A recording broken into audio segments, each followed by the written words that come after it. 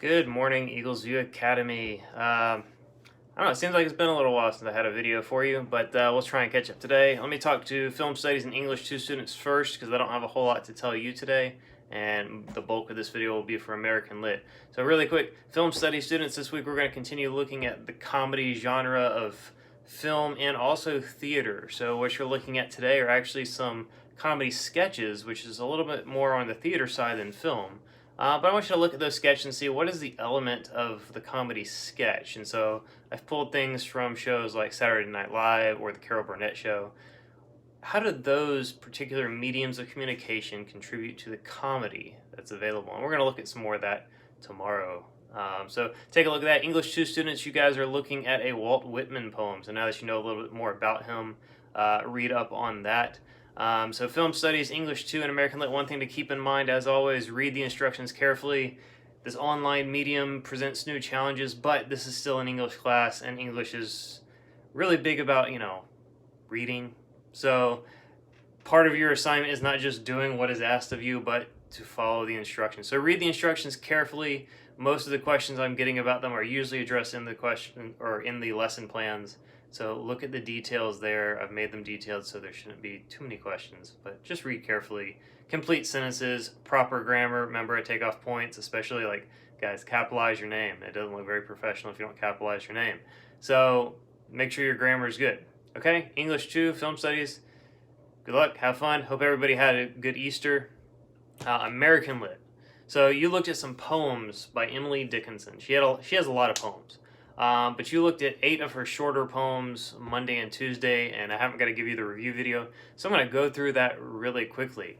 Before we jump in, remember, research papers, your first draft is due this Friday. And by first draft, that doesn't mean it's incomplete. Just because it's called a draft doesn't mean it's allowed to be incomplete or not finished. So this paper that's due Friday, even though it is your first draft, it should be complete, as if you were turning in a paper for a grade, because that's how I'm going to grade it. So when you turn that paper in, if it's an A paper, if you turn in a rough draft or if you turn in your first draft and I give it an A, you're pretty much done, because that's what you would have got on the final draft. So put in a lot of work this week. I'm giving you time to put in a lot of work. Do a good job. If you get an A, hey, your biggest grade of the quarter is out of the way, and you can not exactly relax, but you can breathe a little bit of a sigh of relief. So give it a good effort. We're going to be doing a lot of review this week on that. So poetry's kind of on the back burner. You'll have a few little things this week, but it's mostly going to be about getting that research paper done by Friday. You've had the whole semester to prep for this paper, and you'll have all week to work on it. So if it's late, you're going to lose points, 50 points. So don't turn it in late. Friday, 11:59 p.m. Have it in by then if you want a passing grade. Okay? Okay. All right, so let's talk about this. So there were 8 short poems that you worked on over the course of Monday through and Tuesday. The first one was a poem called I Had No Time to Hate Because. And so let me quick go a review of some of these for you. Number 1, what is the message the author's trying to get across in this poem? And the message is more or less, life is too short to spend it on hating. Since there's time for industry being productivity, being productive, doing things. So since there's time to get stuff done, might as well do that. It might as well be love. That is tough enough. So yeah, life is too short to spend hating because there's stuff to do. So why waste it hating? All right. Second question: what stops the narrator from hating? Time. And you can kind of connect that to death, because time means there's only so much time on earth before she dies. So you might say time, you might say the death, you might say the grave is kind of the poetic way. Any of those, all of those would work. They all stop the narrator from hating because she doesn't have the time to. Number 3, why could the narrator mean, what could she mean? Sorry, it's a Monday. What could the narrator mean by love being a little toil? And so toil, see that in the Bible also, toil has to do with the idea of work. So love takes a lot of nurturing, it takes a lot of time, it takes a lot of energy. Love is work. Relationships, they require work. Ultimately, relationships are a matter of self-sacrifice for the other person's best good. That's not easy. That's not natural. That takes a lot of work. So love is a little toil, and that's just a little bit sarcastic because it's a little more than a little. But yeah. All right, number 4. Which do you think takes more energy, loving or hating? I'm just curious. I was curious to see what you have for that one. Given human nature, I say it's a lot easier to hate somebody than it is to love them, especially when it comes to loving your enemy or loving somebody who's done something wrong to you. It's a lot harder to love people, I find, than it is to hate. It's easy to hold a grudge. It takes a lot of work on your part to constantly forgive that grudge, to move past it. Not necessarily forget it, but to move on. So, which do you think? Well, I think it takes more energy to love than it does to hate. All right, second poem we looked at was called Success. And so, according to this poem, who understands success the best? Well, according to Dickinson, the people who don't succeed are actually the ones who understand success the best because they understand what it's like to fail. Number 2, what situation does the author use as an example? Well, we use battle, war. War is a good imagery. So, when you think about it, war, especially like if you want to win something and if you desire it and can't have victory, by knowing defeat you understand victory better. So war is a good illustration of that because it's something you definitely want to win, because usually losing war, especially on an individual level, could mean death. So, but if you're looking at it from like a coordinator, a general standpoint, the generals who fail, who suffer defeat, they have a much better understanding and appreciation of victory when they do get it because they've suffered loss. So basically it's to best understand what it's like to win, you kind of have to comprehend what it's like to lose.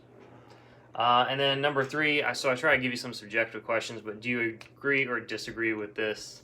And so, I'm seeing what you're saying for those. Third poem that you looked at on Monday, If I Can Stop One Heart From Breaking. What's the theme of this poem? It's pretty simple. Helping other people is rewarding. That's pretty much the theme. Number 2, what is the rhyme scheme? Well, it's A, B, A, B, C, B, B. Meaning the first and the third lines rhyme, the second and the fourth lines rhyme. And then the fifth line, we have something different than the last 2 lines, or a couplet, they rhyme. Draw an image that represents this poem. Again, I'll see what you have for that. The next one we looked at, After I Can Stop One Heart From Breaking, this one is called I Am Nobody. So, number 1, does the narrator appear satisfied or dissatisfied with not being well known or famous? Well, she is satisfied, as she states, don't tell. Don't tell is basically, don't tell me that. So in line 3, for fear of those finding out she is nobody will want to make her more. She also states how dreary it is to be somebody. So, does the narrator appear satisfied or dissatisfied? Well, I'd say she's satisfied. She doesn't want to draw too much attention for herself. Number 2, what are the positives of being well-known or famous? So, it's a little bit of a subjective question. Maybe you say it's fame. From a celebrity standpoint, you get celebrity endorsements. Maybe it's money, media appearances, that kind of stuff. But on the other side, what would be the negatives? And so, again, what you said, it might change, but here's some suggestions. You have no privacy. You've got stalkers, paparazzi, that kind of thing. Everybody's in your business, kind of goes back to privacy. And I don't know, people try and capitalize off your fame. So, sometimes you have to question, who are your friends and who just wants to make a buck by their association with you? All right, Tuesday's poems. First one we looked at was one called Much Madness is Divinest Sense. And I asked you to paraphrase this poem. And so that might have taken a little bit because I've got a pretty lengthy paraphrase for you that I wrote as well. But to paraphrase the poem, basically sometimes the things that seem absolutely nonsense, the crazy things in the world, make sense to the person who's watching and evaluating. So sometimes you see, from your observation, maybe you see the order in what appears to be chaos. The opposite is also true, so sometimes things that look absolutely logical actually appear to have no sense, maybe. So what makes sense to some people might be crazy to others, and vice versa. And more often than not, what makes sense is perceived as madness and irrationality. So in line 4, the key word there, the majority. Focus in on that. So more often than not, what makes sense is perceived as madness and irrationality to that majority. So sometimes having the right answer is not the popular thing. That's why we have the thing called the bandwagon fallacy. If you agree with the sensible idea, if you agree with the sensible idea of being crazy, then people view you as sane. But if you disagree, you may end up in chains or a straitjacket because you're viewed as dangerous. So sometimes there's been some very smart people in history that have noticed something as being incorrect, even though most of the world thought it was true. And you can go back in the past, you see this a lot with scientific discoveries. But it turns out they were the only person that was right. And so when everybody thought they were insane, they weren't. So keep that in mind. If you have an observation, and this is one of the reasons we do research papers, you can pursue an idea, even if it seems like a popular one. And if you find the evidence, and the evidence is pointing to a different direction, even though everybody might think it's something else, go where the evidence leads, because sometimes people get manipulated. Sometimes people get led astray. Sometimes what is popular is not actually accurate. So keep that in mind. Number 2 from that poem, Much Madness. Give an example from a book, movie, news, or life situation where madness is divinest sense. In other words, where having a crazy perspective might actually be the most logical. Or the other option is or sense. So the other way, sense is the starkest madness. And so there's a lot of different examples. From To Kill a Mockingbird, it's a novel by Harper Lee. Everybody in the town thought Boo Radley was this disturbed, psychopath individual. And later on, our narrator learns the truth that it's actually kind of a tragic story. He's not disturbed. He's pretty much a misunderstood, innocent person who's kind of under a weird form of house arrest. So that's an example from kind of popular literature. But some other things, madness being the divinest sense, there's a lot of debate in science right now about the theory of evolution. And the popular theory is that evolution is it. If you don't believe in the theory of evolution, you're closed-minded or an idiot, something like that. But there's actually several logical concerns, some logical flaws to the theory of evolution, so that even some secular scientists are recognizing we might have to take a step back and look at this. Now, they don't know what to replace it with, because if you get rid of the theory of evolution, the only thing that really exists to replace it with is creation, and some people are not ready to accept that.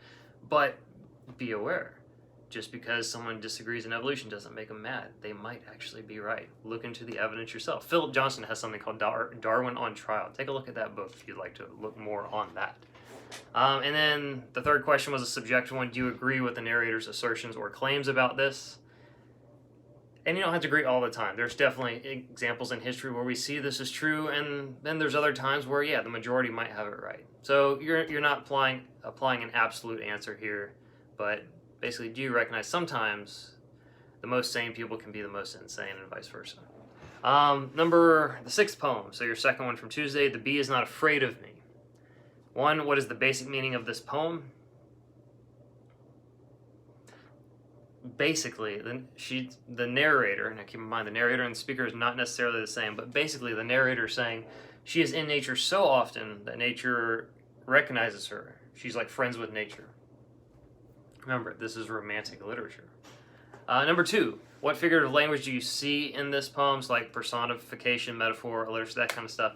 Definitely personification, because the bee is not afraid, it's laughing, it breezes, okay. There's also metaphor because she calls insects pretty people. There's also a literary device called apostrophe, not the grammatical thing, but something else. And that happens in line 8. She's speaking to a non-living object. So, wherefore, O summer's day? Well, summer's day is not alive, so she's not really talking to him. But she is. That's called an apostrophe. And number 3, again, one more subjective question to kind of wrap up that poem. The next one, so 2 more. The battlefield. What figurative language is used here? Well, similes, like flakes, like stars, like petals. So remember, comparison of using like or as. Also, personification. The wind has fingers. Not literally, but it's personified. Number 2, the poem starts with they and never says who they are. Who are they? Soldiers. If you didn't pick up on that. Soldiers. They are soldiers. And number 3 again, what comes to mind when you read this poem, and I'm just curious to hear your thoughts on this. Last one of those first two sets of poems, nature, rarer, uses yellow. And so your first question, think of yellow, red, and blue objects in nature. Does yellow seem to be the rarest in color? And if not, what do you see the least? And this is kind of a subjective question, it is based on personal experience. But do you find yellow to be as rare as the author? Taking a quick glance around the Real Hazardous office, there's like 2 things in here that are yellow. See more blue. But I have to say, for just taking a glance at this room, yellow and red's probably on about equal footing. You know, just curious what you thought. Number 2, what does the last line mean? So a little bit more based on inference here, but the last line, yellow is used scarcely, and lovers' words are spoken rarely as well, since they are saved for special times. So the idea is, the less something happens, the more valuable it is. That is theoretically supposed to be the premise of diamonds. Diamonds are supposed to be this super rare thing, and that's why they're so expensive when you go to a jewelry store. Do a little research, you'll see they're not quite as rare as the advertisers would have you believe, but the economic flow of them is definitely limited. But look on that, and you might learn a little bit about why diamonds are really overpriced. It's kind of crazy. But do some research there. It's always good to know. It has nothing to do with literature, but something good for you to keep in mind. Number 3, if you were drawing a scene to go with this poem, what would you draw? And so you're not actually drawing something here. You're describing what you would have drawn.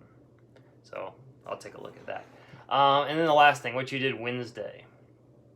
To kind of get a review of these literary terms, you did a short poem called Tell All Truth, but Tell It Slant. And so the first thing I asked you to do was read the poem, then go back and underline the words that stood out to you. So I was seeing different words that were standing out. And then number 3, put a check beside the poetry elements used in this. And so here's what was used. Alliteration was used. Tell the truth. Tell. So the title is alliterative. Remember, it's a repetition of consonants at the beginning of words. Also, slant, success, superb, surprise. Alliteration. Think of like tongue twisters. Similes were also used in this poem. The truth's superb surprise as lightning to the children. Oxymorons were also used. Infirm delight. Infirm delight. Remember, oxymorons, like jumbo shrimp. Infirm usually means unstable, sick. Delight, happiness. Infirm delight, oxymoron. Hyperbole. Going blind. By hearing the truth, that's a little bit of an exaggeration. So just because you hear the truth doesn't mean you're going to like freak out and go blind. But it does bring me to a point in the book of John, kind of like halfway through, there's a story where Jesus heals a guy who was blind from birth. Take a look at that. Really great story, because the blind guy like starts schooling the Pharisees because they start giving him grief. But funny story there. The sarcasm is great. Sarcasm in the Bible is always entertaining to me. But take a look at it. Assonance is also used in this, which is kind of like alliteration, but it's with vowels, and it doesn't have to be at the beginning of the word. And it's particularly the repetition of I. So lies, bright, delight, surprise, lightning, kind, blind. So that's there. Obviously there's rhyme, lies and surprise, kind, bind, those kind of things. Also we have some internal rhymes too, like bright and delight, those rhyme. And then the last thing that shows up is metaphor. So truth is compared to light. A bright light hurts eyes, just like too much truth hurts feelings. I believe it's Ben Shapiro that has a video somewhere on YouTube that says facts don't care about your feelings. So if kind of the same premise, but we're using the idea of truth and light, which is also a recurring motif in the Bible as well. So there's a quick review of the 9 poems you looked at last week. Check them, update your notes. Once we get through the research paper, we're going to kind of come back with Emily Dickinson and wrap that up before we go on to a new unit and we get out of romanticism and learn at some other stuff. So stay safe. Hope everybody had a good Easter, and I will talk to you tomorrow. Remember, American Lit students, I'm going to set up a Zoom conference tomorrow.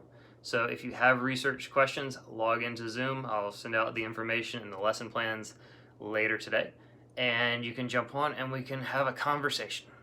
Okay? See y'all later.